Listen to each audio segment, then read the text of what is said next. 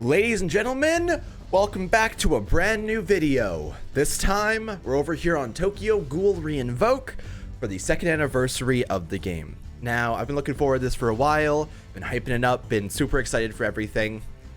Logged on to the game at 5 a.m. My headset wasn't working. Spent 2 hours trying to fix it. My dispatches are back. My dispatches are all good to go and happy and thriving. What we're going to do today is I want to go ahead and cover the war a little bit. What I wanted to do primarily is I'm going to hop into this. We're going to go and cover the entirety of the war and what we've gotten released. Because, you know, things won't be doing any polls right now because later on tonight, at 8 p.m. EST, we're going to be streaming Tokyo Re-Invoke over on Twitch, doing our first set of polls, I believe up to step 4 or 5 on the Kaneki, and we'll see how that goes. So right now, we won't be doing any polls. You're looking for that. Not the time, but we do have a lot of things to cover here. Let's go ahead and get into it, first and foremost from the beginning, and just have a good time. Hey everybody, the best banner in all of existence, Ryakira, Juzo, and Hafukuja Kaneki is here. I know you want to pull for... Don't pull for this. Like, this is cool and everything, and it has cool units. But of all picks to have during the anniversary, this is not the one. Going forward, we also have featured Summon on Heisei. He's okay. He does things, but, you know, not great. And here we seem to have a special kind of campaign. I don't personally understand what this is. It seems to have 993 on it quite often. So I'll try and look into it over on the global side of things when I do cover that a little bit later on today. But for right now, it's just going to be here. And I wanted to cover the war primarily. So here we have war number 15, also known as the second anniversary war. We have the return of all of the dispatch units that were given away as rewards in previous wars, like Ri-Ayato as the first one, I believe, Ryakira, Ri-Toka, Ri-Mutsuki, Scarecrow, and Kori-Ui. And we also have the Heisei, the brand new one, available here. Now, dispatch units now have 2 sets of text for their skills. So it has its basic kit, which does have an attack stat, defense stat, and HP stat on it now, meaning that it has 7,181 HP, 447 attack, and 277 defense. I don't know what these are applicable to. However, they do exist as equips inside the game currently. They also have a plus 10% info, minus 10 minutes, 1.4 times territory points, and 3% success rate. Honestly, fantastic kit right there, straight up.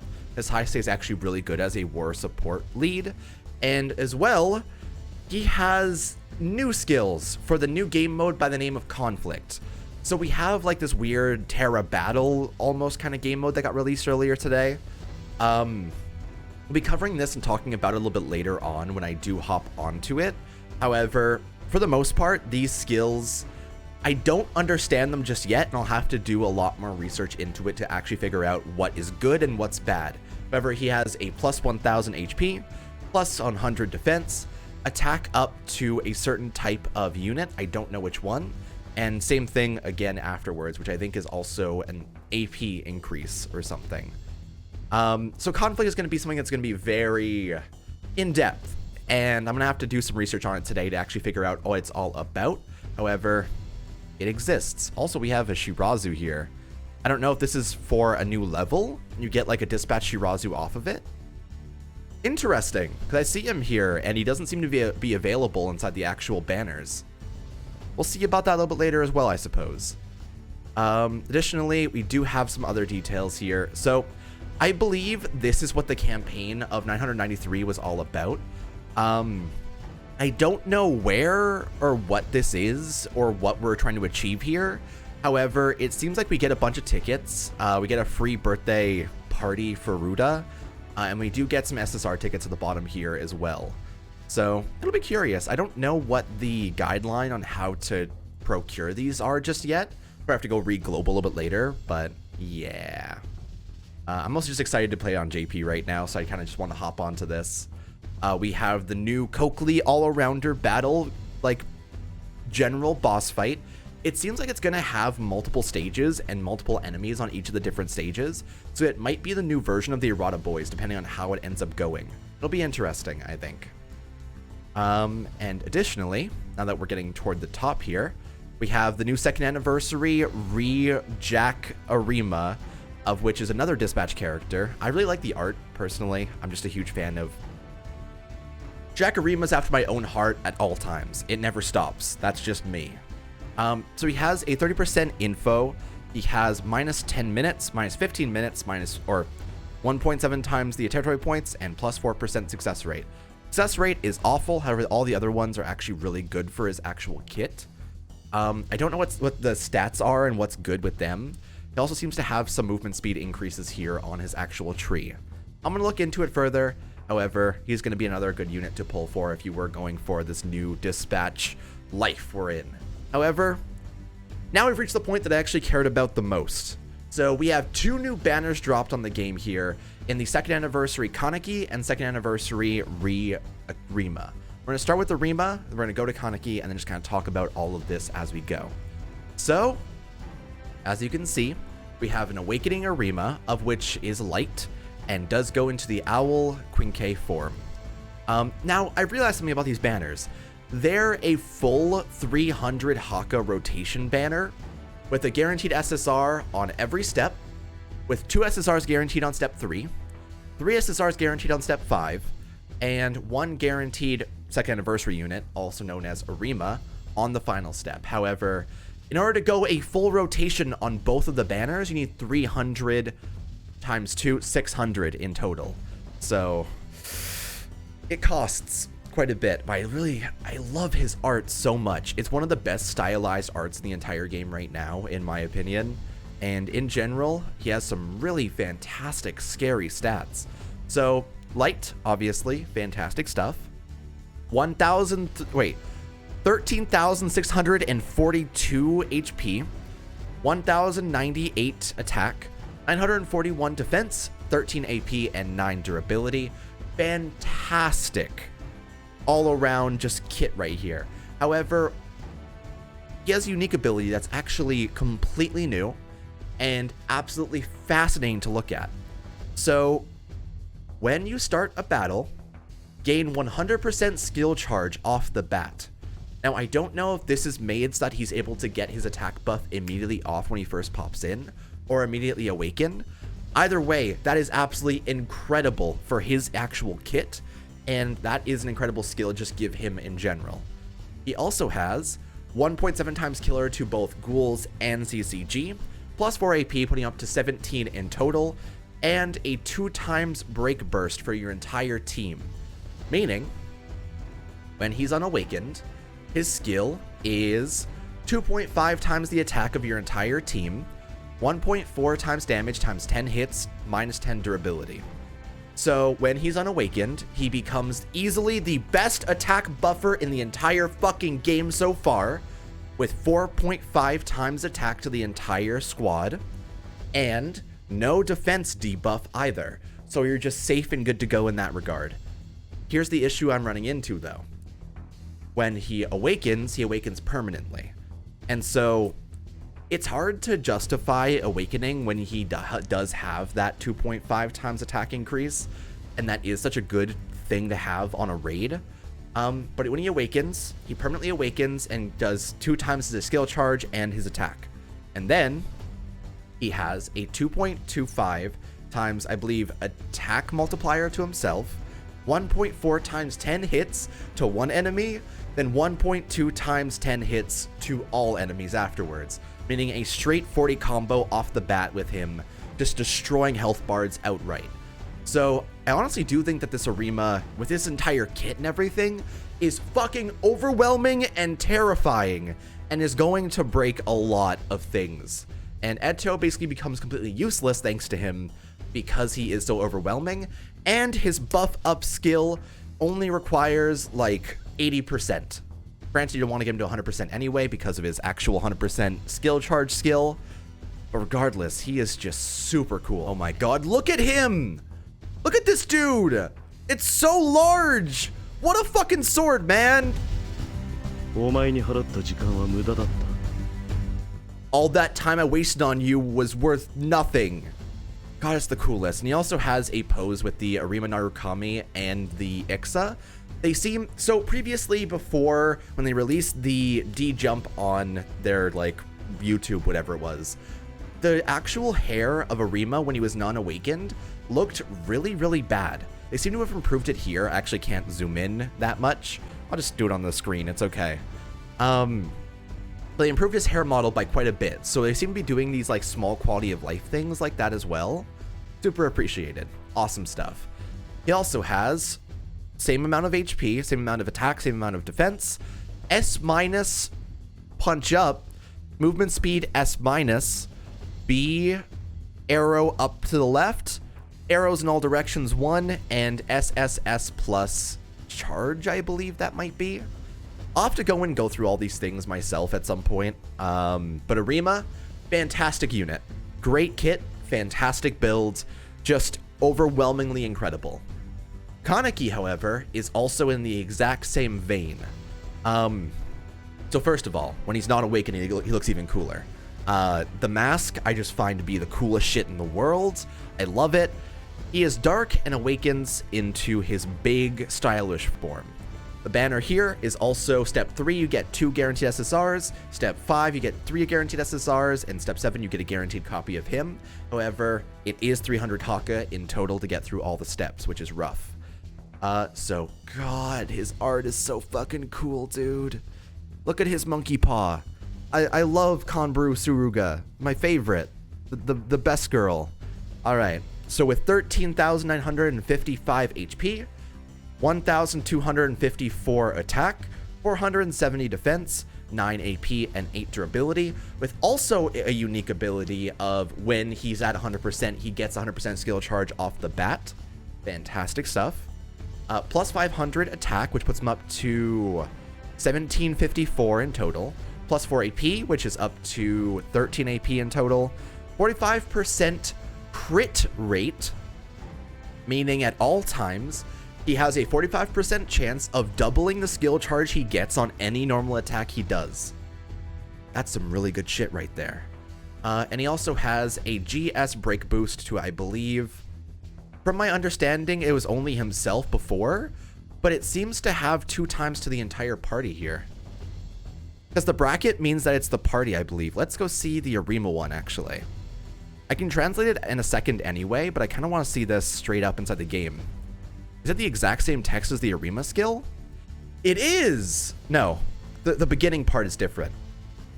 I think it is only for himself for the 2 times buff, so that's pretty alright. Hold up. No, 1 sec. Yeah, no, okay, so I looked it up. It appears that Kaneki has a 2 times attack boost to himself, while Arima has a 2 times attack boost to the entire team. So while Kaneki does have the, like, similar form to what he has, he's a lot less fantastic. If he did have the 3 times buff to attack, that'd be crazy, though. Additionally, when he's not awakened, his skill is 3 times his normal attack, 1.8 times attack times 6 hits, and minus 8 durability. Fantastic attack in general, and when you're not awakened, it's going to be great for trying to buff himself up. Highest self-buff in the game currently. And when he awakens, he gets 2 times attack and 2 times skill charge permanently for the rest of the entire match. As well as, when he's awakened, his skill turns into 2.25 times the defense of your entire squad, 0.2 times the attack power of the entire enemy team, 1.8 times damage times 6 hits to the entire enemy team. So what that means is the enemy team, your defense goes up by 225%. Their defense goes down to, or their attack goes down to 20% of its original value. They can't fucking kill you ever. Ever. This is a stupid, broken, incredible awakening skill, which reduces the attack power to 20% of what it used to be, and buffs the attack in the highest state it has been so far inside the game. Crazy stuff here. And while Arima is fantastic, I don't really have a good defense buffer. I use Premium Psycho as my defense buffer right now. So I'm going to pull for this Kaneki, absolutely. Because I do think that his kit is just crazy. His defense is quite low, but he makes up for it with his just general field support and stuff, so... He also has the same amount of stats for his entire tree. Now, I'm noticing that the skills that are on this tree here do not affect conflict. And so with the plus 500 attack that's on his normal tree, will not affect his conflict stats at all. Meaning mastery does not matter at all when trying to contribute to this. We also have A, B, 1A. Don't quite know what it means just yet, but it does seem like it's going to be... It seems lower than Arima by a large margin, interestingly. And finally, the last thing I want to cover today before we go ahead and hop into some dispatches is we have this tab right here. Second anniversary is here, and we're in the full swing of it. Now, we're going to be celebrating every day until the 23rd of April. We're going to be going through each of the different banners. This seems to be our ticket banner. It seems to have Black Reaper, all the like Valentines and all of those units. And we can actually go look at that now if we wanted to. I realized too late last season that apparently Strikes gave out tickets, so I do only have 13 here. However, it seems to have stuff like Dollhouse Juzo, the Eto, all the stuff like that that actually were kind of limited and seasonal. So super interesting. And we are going to do...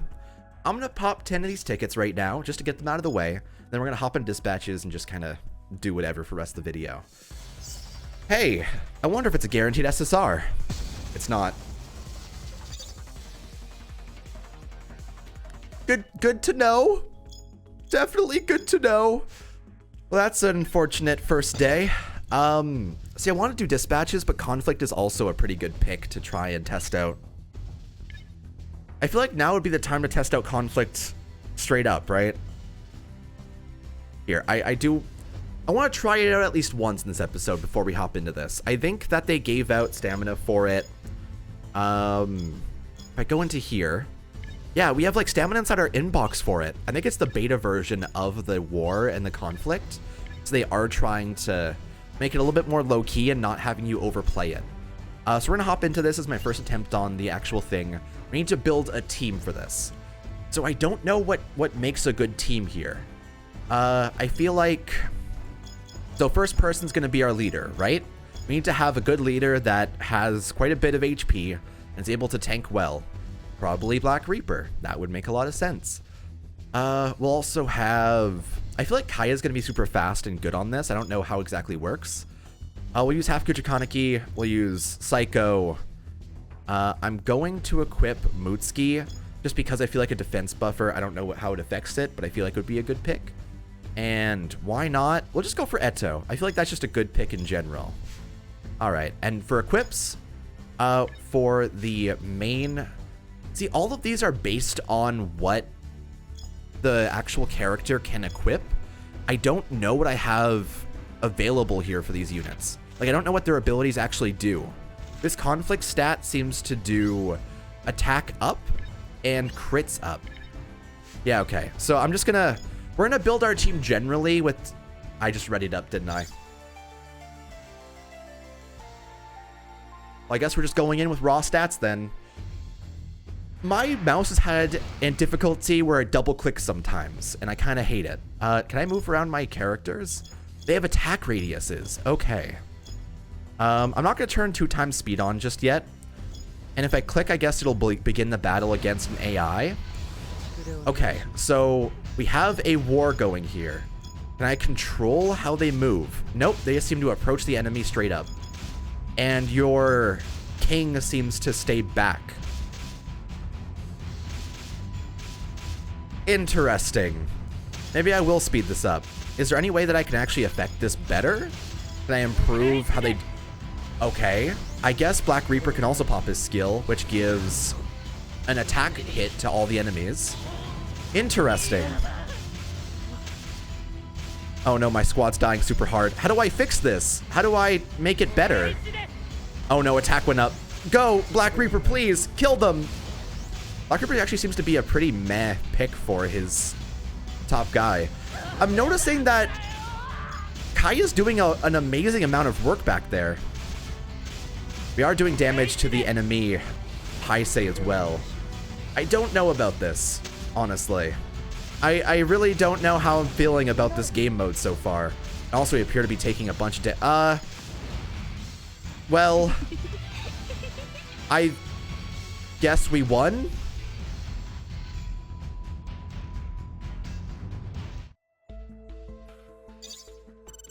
What is happening? I don't understand. I mean, I guess things happened. What is this game mode, man? So generally, there was talks about it being similar to like this war style where the entire team just like approaches the enemies. I didn't realize it would be this autopilot though. I really don't know about this. And I feel like if I'm going to choose a boss also, I'd probably want to have a better boss in the back. I feel like Ghoul Heist is actually a pretty good pick. I actually do kind of like that. I'm going to equip you with Uriye as well. I feel as if Eto should probably... I can't swap them around freely unless... Actually, is this the button to do it? No. Is there no free swap button? I don't see one, no. Weird stuff. You're going to make a full team here. Okay, so we're going to run Kaya, Black Reaper, Fest Psycho, Mutsuki, Ghoul Heist, and Eto, with a bunch of equips of which I just kind of tried to prioritize. I don't know. I went for the highest attack stats possible, and I feel like it's going to work out pretty well for us. I also do think I want to swap out Black Reaper for Ghoul Heist in the front row. I think that sounds like a pretty good plan.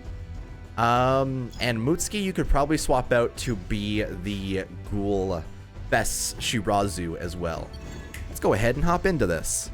I don't know if I'm feeling this game mode so far, and we're going to try to learn it a bit more here.